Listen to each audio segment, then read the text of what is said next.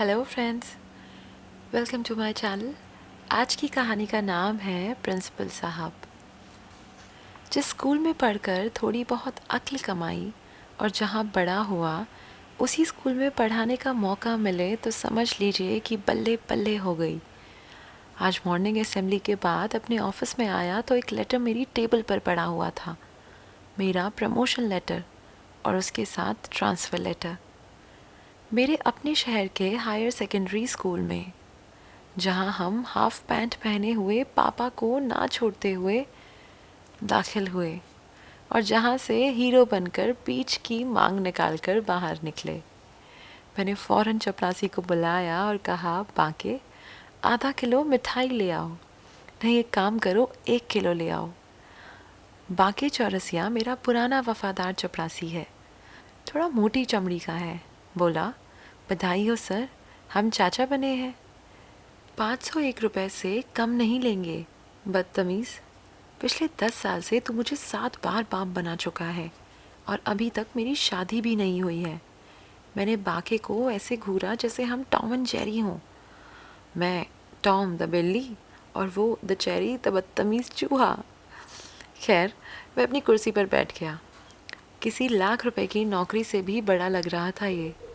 अपने स्कूल वापस जाना और उसी कमरे में अपना दफ्तर चलाना, जहाँ हम कितना डरते हुए आते थे, जिसके बाहर कितनी बार मुर्गा बनना पड़ा था। जो भी कहो यार, अपना स्कूल तो फिर अपना ही होता है ना। बचपन की यारियाँ, वो शैतानियाँ, वो पॉकेट मनी मिलते ही रईस महसूस करना और ख़त्म होते ही उधार की चाय और बन मक्खन खाना। वो लास्ट बेंच पर बैठकर हिस्ट्री की बड़ी सी नोटबुक के बीच छुपाकर फिल्मी मैगज़ीन पढ़ना, वो एग्ज़ाम्स में चीटिंग करना, वो घर के बगल वाली डिम्पी से पहला प्यार, ये सोचना कि अब बस लाइफ सेटल हो गई है, शादी करेंगे तो बस डिम्पी से। वो इंटरवल में बढ़ा चढ़ाकर मेरे और डिम्पी के रोमांस के किस्से बनाकर सुनाना। पता है कल उसने क्या कहा? तुम ना इस शहर के सबसे ज़्यादा हैंडसम लड़के हो। और फिर उसने मेरे गाल पे किस किया और मेरे राइट हैंड पर डॉट पेन से लिखा, आई लव यू। फिर एक दिन डिम्पी मार्केट में मिली। उसने स्टेशनरी की दुकान पर खड़े 6 स्टैंडर्ड के पार्थ को प्यार से देखा। डिम्पी पार्थ की वाइफ बनने जा रही थी। मेरा पहला हार्ट ब्रेक। 2 दिन तक खाना नहीं खाया, किसी से बात नहीं की। फिर तीसरे दिन रूही को दिल दे दिया था तो थोड़ी सी तकलीफ़ कम हो गई थी। अरे यार, क्या दिन थे वो। बधाई की चिट्ठियाँ आनी शुरू हो गई। चिट्ठियाँ ब्लैक बोर्ड और सैनिटरी फिटिंग्स के सप्लायर से लेकर स्टूडेंट्स के पेरेंट्स तक ने भेजी थी। एडमिशन का सीज़न आ रहा था ना, मुझे मैनेजमेंट ने बता दिया था। आजकल स्कूल थोड़ा परेशानियों में है, फंड्स की प्रॉब्लम है, कुछ टीचर्स को निकाला भी जा चुका था। फिर भी राजा और रंग दोनों को 2 लोगों की ज़रूरत तो पड़ती ही है, डॉक्टर की और स्कूल प्रिंसिपल की। बड़ी ऊंची चलती है हमारी। ये चिट्ठियाँ पढ़ ही रहा था कि एक चिट्ठी पर मेरा ध्यान गया। एक पीले लिफाफे में फाउंटेन पेन से लिखा हुआ लेटर था। उसमें लिखा था, मुझे आज भी याद है जब तुम्हारा हमारे स्कूल में दाखिला हुआ था। सहमे हुए कोने में खड़े रो रहे थे तुम, और आज देखो अपने ही स्कूल के प्रिंसिपल बनोगे। भगवान तुम्हें बहुत तरक्की दे बेटा। तुम्हारा टीचर शर्मा सर। 1 महीना बाद अपना बोरिया बिस्तर उठाकर मैं अपने शहर पहुंच गया। कई सारे फेयरवेल्स में खाना खाकर और रोते हुए बांके चौरसिया को ये वादा करके कि मैं उससे जल्दी ही अपने शहर बुला लूँगा, वहाँ से चला गया। किराए का नया घर ले लिया। नई पोस्ट ज्वाइन करने में अभी कुछ दिन थे तो पुराने दोस्तों से मिलना शुरू कर दिया। एक दिन अपने बेस्ट फ्रेंड आशीष से मिला तो उससे पूछा, यार तुझे याद है अपने स्कूल में कोई शर्मा सर थे? आशीष ने कहा, तुझे शर्मा सर नहीं याद? छोटे से, पतले से, सांवले, हमें हिस्ट्री पढ़ाते थे। याद है हम उन्हें शर्मा का मकबरा बुलाते थे। पूरी क्लास चौक फेंक फेंक कर उन्हें पागल बना देती थी। एक बार याद है उनकी किसी बात की वजह से हमें प्रिंसिपल सर से कितनी डांट पड़ी थी। अरे यार, मम्मी पापा को स्कूल बुला लिया था बाय गॉड, बैंड बज गई थी उस दिन तो। और याद है हमने बदला लेने के लिए क्या किया था? उनकी चेयर पर इंक गिरा दी थी। जैसे ही वो बैठे उनकी सारी पैंट पीछे से नीली हो गई थी। कितना मज़ा आया था यार, हम सब कितना हंसे थे। अब मुझे सब याद आ गया था। शर्मा सर का फेवरेट स्टूडेंट था मैं उस इंक वाले वाक्य को कैसे भूल गया था। मैंने आशीष से कहा, यार इतना सब कैसे कर लेते थे हम स्टूडेंट लाइफ में? कुछ अच्छे बुरे की तमीज़ भी नहीं होती क्या? आशीष ने कहा, अरे ठीक है यार, बच्चे थे तब, तो इतना सेंटी क्यों हो रहा है? शर्मा सर ने हिस्ट्री का शौक़ पैदा किया था मुझ में। एग्ज़ाम से पहले देर देर तक स्कूल में रुककर हमारे डाउट्स क्लियर किए थे। शहर में सब जानते थे उन्हें, जो आगे पढ़ लिख कर बड़े अफसर बन गए, और वो भी जो कुछ नहीं बन पाए। न जाने कहाँ होंगे शर्मा सर, कैसे होंगे। मैं उन्हें ढूंढने चल पड़ा उनके पुराने मोहल्ले में। कितने कितने सालों बाद, जैसे मैं वही 15 साल का बच्चा बन गया था। इन्हीं गलियों में कभी दिन भर पैदल घूमता था। आज बड़ी सी गाड़ी लेकर आया था। मैं गाड़ी से उतर गया। मैं वापस शहर की गलियों में चल रहा था। पुरानी छोटी छोटी गलियों में वापस जाकर कितने अलग अलग चेहरे जी रहा था मैं। कभी वो मासूम नासमझ बच्चा जो अपनी यूनिफॉर्म पहनकर स्कूल में छुट्टी के बाद पापा का दिया हुआ 5 रुपए का नोट पकड़े आइसक्रीम वाले के ठेले के सामने खड़ा रहता था। कभी वो 15 साल का थोड़ा सा घबराया हुआ लड़का जो सोचता था कि उसका क्या होगा, कंपटीशन में नहीं निकला तो। और कभी वो 22 साल का लड़का जो शहर छोड़कर चला गया था, दूर कहीं बड़े बड़े शहरों में अपना सपना ढूंढने। आधा मिला, आधा नहीं। ज़िंदगी ऐसी ही होती है ना। लेकिन मैंने आज तक कभी ज़िंदगी में किसी चीज़ का कोई अफसोस नहीं किया। मैं इन गलियों में खुद की बातों पर खुद ही मुस्कुराता हुआ चला जा रहा था। दूर कहीं वक्त के लॉकर में सेफ डिपॉजिट में रखी सारी यादें ताज़ा हो रही थी। वो बड़ा मैदान जहाँ मैं, आशीष, हमारे सारे दोस्त दिन भर क्रिकेट खेलते थे। हमारा पुराना घर, रिचा आंटी का घर, जहाँ मैं दिवाली के अगले दिन मिठाइयाँ बांटने जाता था और उम्मीद करता था कि उनकी बेटी शिखा दरवाज़ा खोलेगी। यही इन गलियों के पार मेरे मोहल्ले के पीछे वो छोटा सा घर जिसे मैं आज ढूंढ रहा था, जिसमें शर्मा सर रहते थे। मैंने बेल बजाई। एक आंटी ने दरवाज़ा खोला और उन्होंने मुझे बताया कि इस नाम का वहाँ कोई नहीं रहता। फिर उन्होंने मुझसे कहा कि आप पनवाड़ी से पूछ लो, वो यहाँ पे काफ़ी पुराना है, शायद वो जानता होगा। इसी पनवाड़ी से पहली बार मनोहर करके सिगरेट खरीदने की कोशिश की थी। उसने कहा था, बेटा अभी 18 साल के नहीं हुए हो, सिगरेट नहीं मिलेगी। मैं उसके पास पहुंचा। उसने कहा, अरे सर आप?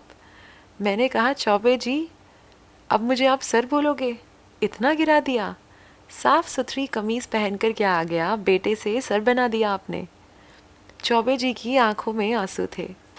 उन्होंने अपने छोटे से ठेले से उतरकर मुझे ज़ोर से गले लगा लिया। मैं अपने मोहल्ले में वापस आ गया था, अपने घर।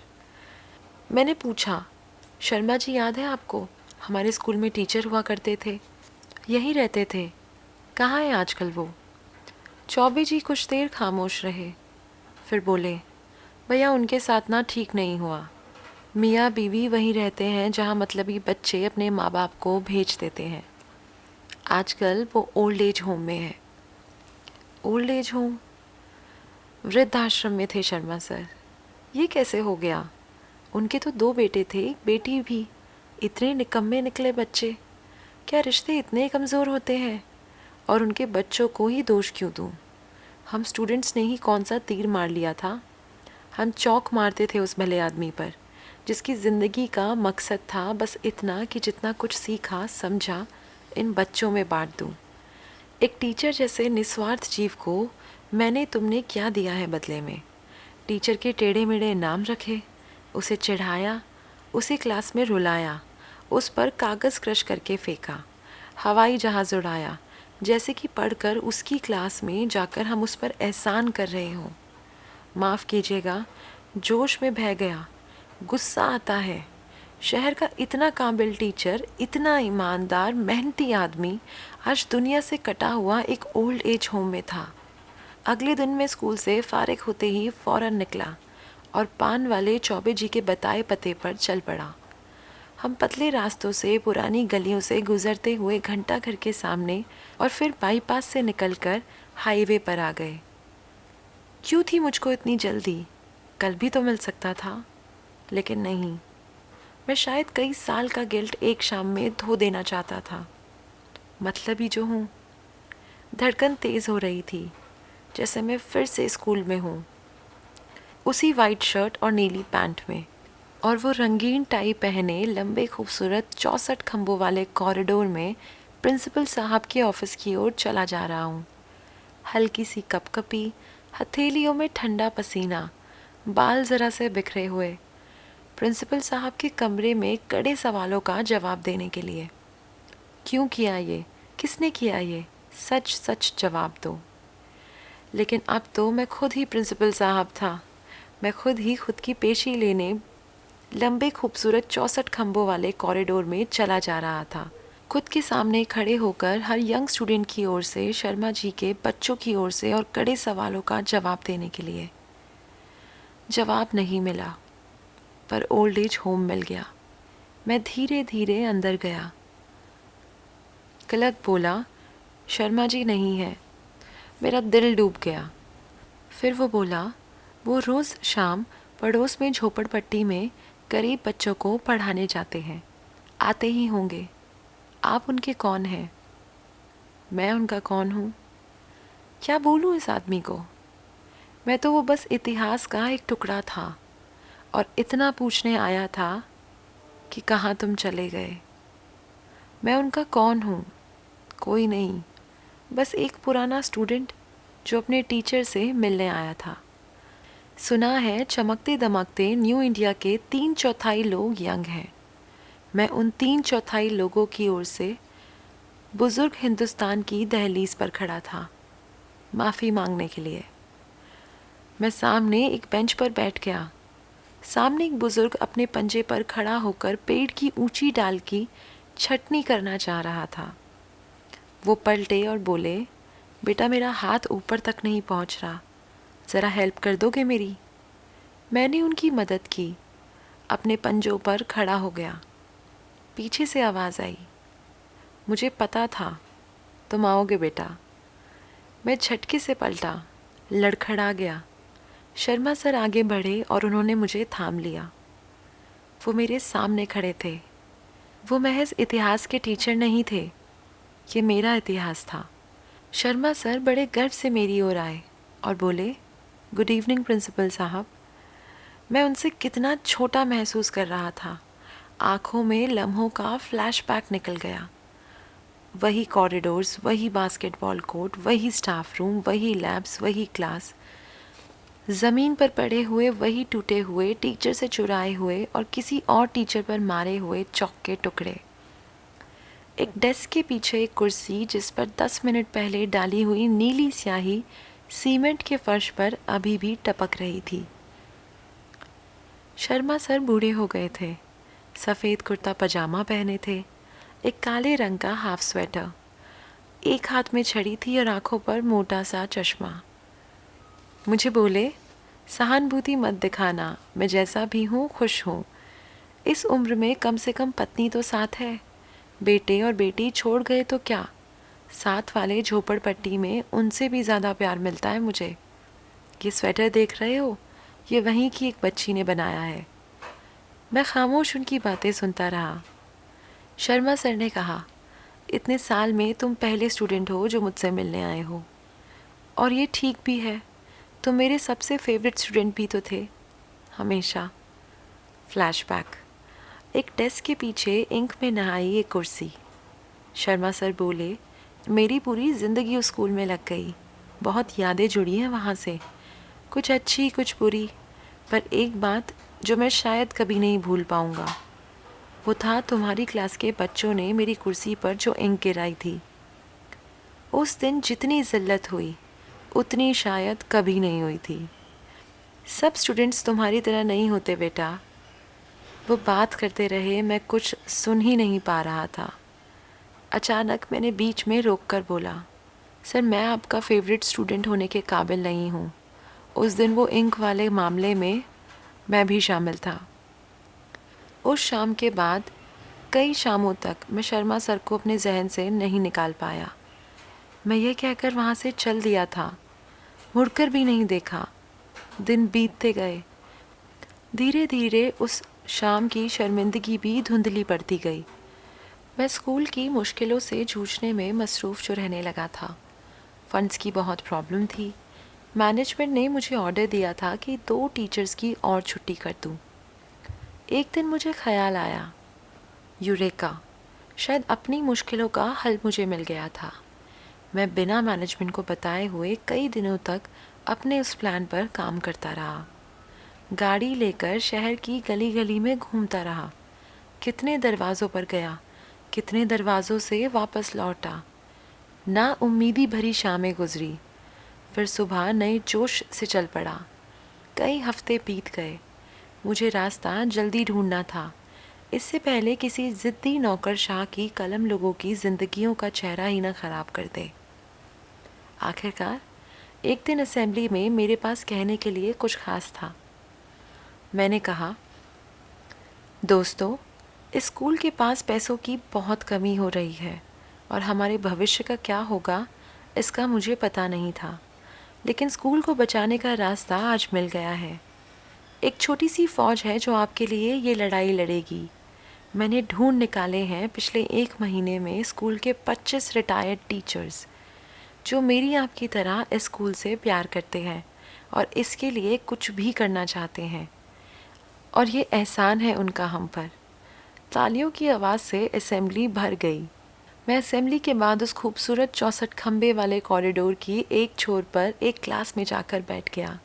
मेरे सामने 25 रिटायर्ड टीचर्स बैठे थे। मैंने कहा, आप लोगों ने अपनी ज़िंदगी इस स्कूल को, एजुकेशन को, बच्चों को दी है। आज फिर आप लौटे हैं स्कूल को बचाने। अब किसी की नौकरी नहीं जाएगी। बेहद कम स्टाइपेंड पर पढ़ाने के लिए जो आप राज़ी हुए हैं, उसके लिए मैं सिर्फ एक बात कहना चाहता हूँ, थैंक यू।